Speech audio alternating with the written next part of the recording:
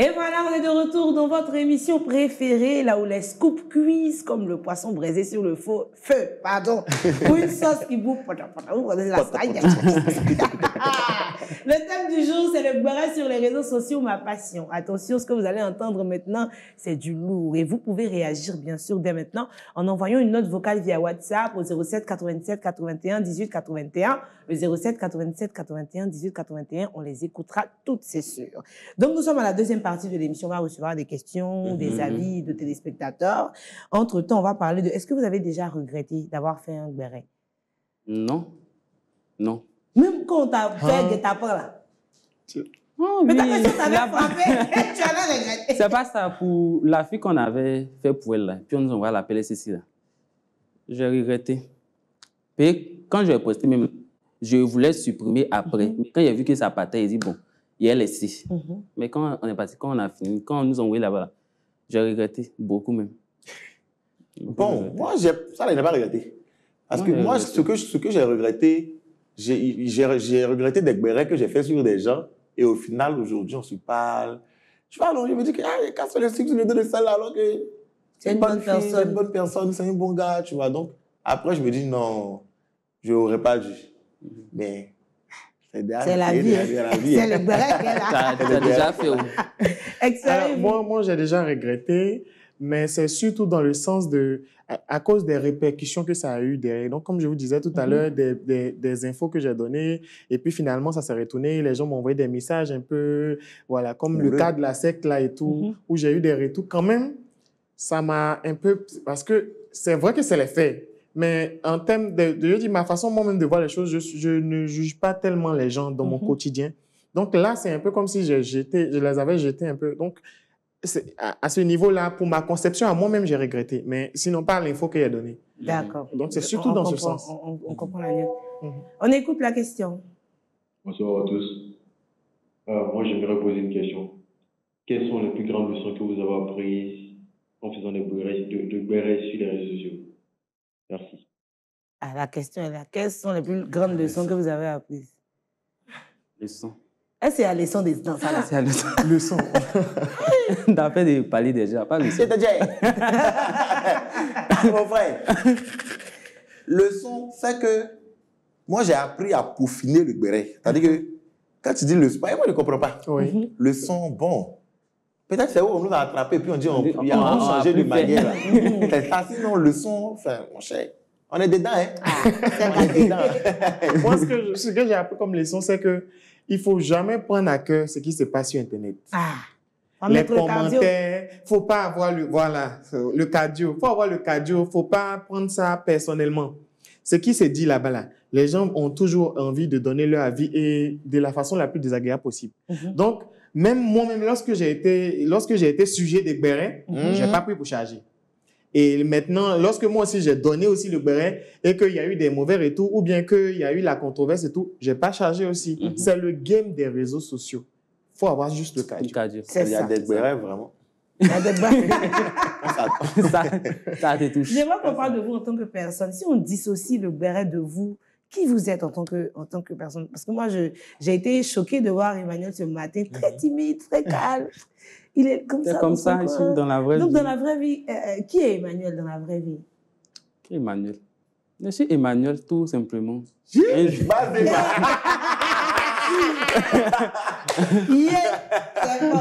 Non, les traits de la personnalité, si on essaie de dissocier Emmanuel de ce qu'il fait sur les réseaux. Un jeune homme très timide, qui n'aime pas les embrouilles, qui aime être dans son coin. C'est tout. Arnold, Bon. toi seulement tu aimes danser. C'est la même personne là. Non, mais après, ça dépend du tout. À côté de tout ce qui est TikTok, réseaux sociaux, moi, je suis un jeune homme, je suis introverti et extraverti à la fois. Ça dépend de l'environnement, ça dépend d'avec qui je suis, ça dépend de l'énergie que la personne avec qui je suis me communique. Sinon, je suis quelqu'un... Je peux me considérer comme quelqu'un qui est réservé. Je suis réservé. Ça, là, il dit, ça dépend. Oui. Moi, ça dépend, franchement. Je suis réservé, en même temps, je suis une boule d'énergie. Ça dépend. Ça dépend. Est-ce qu'on peut leur confier ce secret? Oui. Bien sûr. Moi, je suis quelqu'un qui sait garder secret. Il y a des personnes, même du showbiz, même, qui viennent me dire leurs secrets en plein. Je ne sais pas, nous qui aimons le béret, là. c'est à nous-mêmes, ils viennent parler de leur affaire. C'est quand même contradictoire. Quelqu'un qui fait Béret est venu lui donner mon sac. Quand on te dit là, tu me dis. Mais toi, c'est moi. Ah. Non, tu as son, il dit pas question, il est venu. C'est ça que tu as dit, c'est pas que Il s'est gardé. Mais ne m'écoutez pas.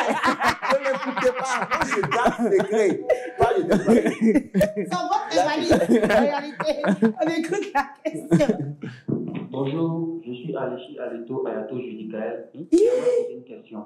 Avez-vous déjà eu un scoop qui a vraiment fait le buzz? Quand il dit le buzz, ça veut dire que ça a vraiment fait le buzz. Si possible, est-ce que vous pouvez nous le raconter? Merci. Je pense qu'il va restituer sa question. Oui, oui. Le buzz qui a le plus marché de tous vos bérets, le béret qui a le plus marché, qui a fait le plus de vues, je pense que c'est mieux comme ça. Oui. Waouh. Emmanuel, on commence avec toi. Oui, de qui? Est-ce que tu te rappelles même? Il y a beaucoup. Il y en a tellement. Enfin, Mais celui qui a le plus marché, tu t'es dit, ouais, il ne savait pas que ça allait arriver à ce niveau-là, mais c'est arrivé. celui qui a accumulé le plus de vues. Quoi. Oui, oui, oui. Moi, mes vidéos qui ont fait le plus de vues, là, ce n'est pas des vidéos bérets. C'est des vidéos de réaction.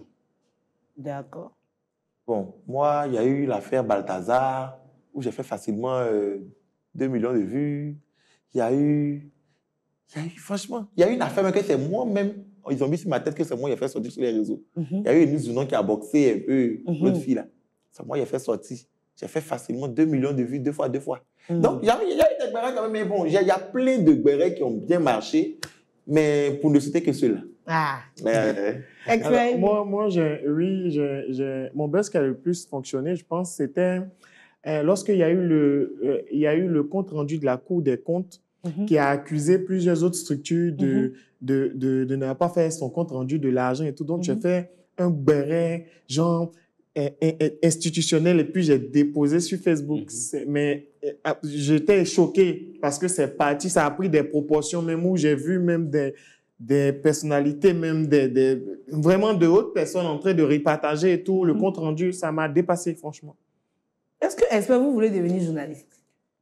Alors, non, mais je ne suis pas loin du journaliste parce que je suis blogueur de base. C'est ça. Et donc, on a un peu... Le blogueur, c'est la version par terre du journaliste. Donc, on est dans le même style. On n'est pas loin. D'accord.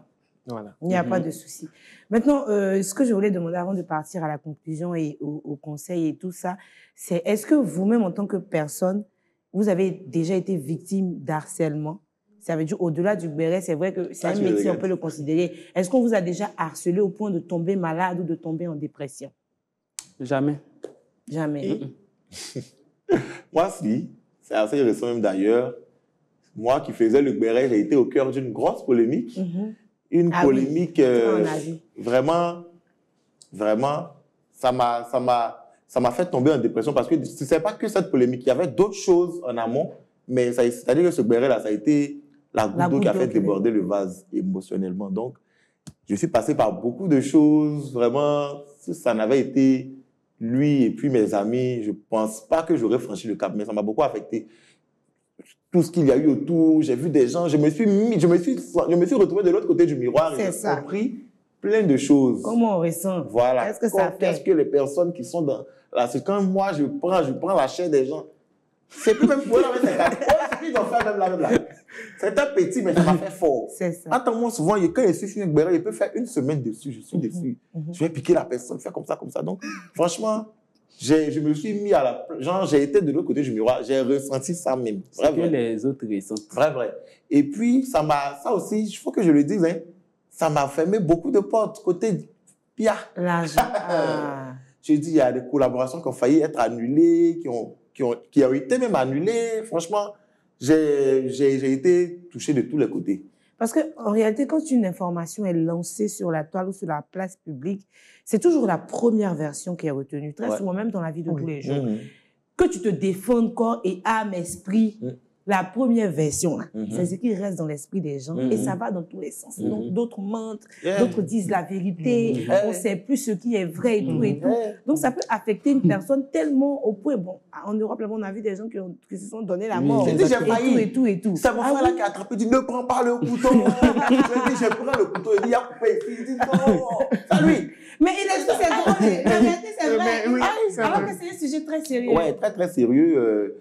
Et donc, après ce béret-là, je me suis j'ai décidé moi-même de me porter en tant que égérie même du béret responsable. Parce que vraiment... c'est pas facile. Non, c'est pas facile. Non, après aussi, il faut grandir aussi. On commence quelque chose de manière brute. Justement. Le plus important, c'est au fur et à mesure qu'on avance, c'est d'apprendre à écrire, de toucher. Bon, ici, j'ai un peu blessé, je vais... Parce que qu'on le veuille ou pas, le béret, ça fait partie de nos vies. Exactement. C'est naturel. Il dit, c'est nous, on a naturel. Les filles assis comme un tonton de... C'est nous, on a pris pour venir faire sur les réseaux. Sinon, vous-même, dans vos maisons, vos maris, vous critiquez, vos hommes, vos tantes. Exactement. Vous critiquez. Donc, nous tous, on critique, nous tous, on fait le concours. C'est parce que nous, on a décidé de venir s'asseoir pour dire que c'est nous, on fait que c'est resté sur nous. Donc, acceptez-nous comme ça. C'est juste qu'il faut mettre des limites, il faut étendre des balises pour ne pas qu'une quelconque personne se sente frustrée, se sente blessée. Moi, comme ça, il fait béret sur la Donia et Doxy Yao. Mais genre, c'est devenu quelque chose au point où, quand ils vont voir, elles ne peuvent pas se fâcher parce que ça relève de l'humour, du drôle. Quand ça reste dans ce cadre-là, tout le monde est gagnant. La personne gagne en visibilité. Toi, tu gagnes ta cote. Vous êtes toujours de bon terme. Tout le monde est content. D'accord. Je pense que, s'il vous plaît, je pense que quand c'est comme ça, quand ça émet de la joie, c'est beaucoup plus intéressant. C'est lorsqu'il y a de la haine qui est suscitée en bas que ça prend une autre tournure et puis ça devient négatif. Mais moi, je voulais te demander, comment est-ce que tu t'es relevé de tout ça? Après cette dépression-là, comment tu t'es relevé aujourd'hui? Voilà, quelle personne tu es devenue? Quels sont, voilà, l'après-scandale, comment ça se passe? Bon, l'après-scandale, il faut dire que je n'étais plus très motivé à faire des vidéos parce que les premières vidéos que j'ai faites, c'était ça. Les gens attendaient ma version, donc ça revenait. Donc, quand je voyais que les gens ne se concentraient plus sur mon contenu, mais plutôt sur le béret, c'est-à-dire, tout ce que j'ai fait en combien d'années là, on résume ça à cet événement qui s'est passé là. Je me suis dit, bon, vas-y, c'est bon, quoi. Je suis fini, je ne fais plus de vidéos. Mais après aussi, je me suis dit, ce n'est pas eux aussi qui vont me conditionner. C'est pas bon. Moi, je suis sur les réseaux. Dans toute cette haine-là, il y a forcément un petit groupe de personnes qui m'aiment. Donc, je ne vais pas arrêter pour faire plaisir à cette majorité-là, mais plutôt donner du contenu à cette minorité-là qui croit toujours en moi. Et c'est ce que j'ai continué à faire. Et puis, ça m'a aidé moi-même parce que ça m'a permis de reprendre confiance en moi, de me dire que, peu importe ce que tu fais, il y a des gens qui sont là pour te soutenir. Et c'est l'amour de ces personnes-là qui m'ont fait remonter la pente. Et puis, ça peut arriver, on est des humains, il y a du bon, il y a du mauvais en toute personne. Donc, c'est comme ça. C'est après le scandale qu'on est maintenant à Reflet TV. Oui. Parce que mes ennemis ont fait... Il a remis. Aucune humilité. On parlait. Jusqu'à... Je suis... À Reflet TV. Je suis chroniqueur. On va finir l'émission déjà. Il est raté. On va le retrouver à 18 ans. Il a 14 et il a 18 ans. Le tour de canapé pour terminer l'émission. J'aimerais qu'on termine avec une bonne touche. Donc, un conseil que vous pouvez donner aux enfants ou aux jeunes qui ont envie de faire comme vous, le béret. Et puis, une image que vous avez envie de laisser de vous-même en tant que personne. Emmanuel. Moi, je vais dire que le béret, là, c'est un truc qui est naturel. On fait ça déjà à la maison. Donc, si tu as envie de venir sur les réseaux avec ça, tu peux venir, mais il faut faire ça bien. Voilà. Il faut faire ça bien. Il ne faut pas diffamer sur les gens. En tout cas, il faut bien faire. Et qu'est-ce que tu as envie que les téléspectateurs retiennent d'Emmanuel? Que je suis une bonne personne. Il gagne. Bon, moi, j'aimerais dire qu'on ne refait pas le monde. Le béret, ça a toujours existé, même avant nous. C'est juste que chacun est venu avec son style, sa manière à lui de relayer l'information. Donc, si toi, tu es un créateur de contenu, un jeune créateur que tu veux te lancer dans le béret, il faut avoir ta touche, ton style. Ce qui va faire que les gens, peu importe le béret qui va se passer autour, les gens vont vouloir entendre ta version parce que c'est ta manière de relayer l'information qu'ils aiment, qu'ils préfèrent. Donc, il faut avoir ta touche, ton identité. Il ne faut pas dire comme Emmanuel fait ça d'une manière, moi aussi je vais faire ça de cette manière. Lui, il fait, de toute façon, lui, il fait là. C'est comme ça les gens aiment. Donc, toi aussi, il faut avoir ta touche. Il faut bien relayer, il faut bien vérifier les informations avant de les relayer parce qu'il y a besoin dedans. Donc, il faut bien. Comment on appelle ça? Voilà, et c'est ça. Moi, ce que j'aimerais que les gens retiennent de moi, c'est que je suis une personne très, très joviale, qui aime donner de l'humour. Mon contenu béret, déjà, c'est du béret, certes, mais c'est de l'humour avant tout. C'est plutôt pour procurer de la joie à tout le monde. Donc, voyez ça comme ça. Voilà, c'est de la joie qu'on veut vous procurer. Vous faites comme si vous n'aimez pas, mais vous aimez parce que nos vues sont toujours remplies. Donc, pourquoi assumer? C'est vrai. Oui, et puis pour vous-même, plus beaucoup que pour nous-mêmes, en fait. Donc, c'est qu'on aime pour vous, là. Ah, donc, c'est qu'on fait mal.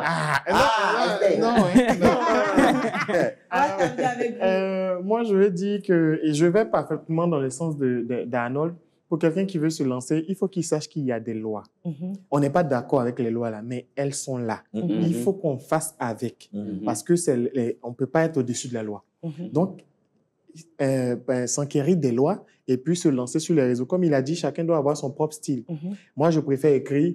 L'autre peut prendre vidéo pour parler. Si tu penses que chanter va être la solution, vas-y, fais comme tu le sens, mais respectons les lois d'abord et ensuite les valeurs humaines.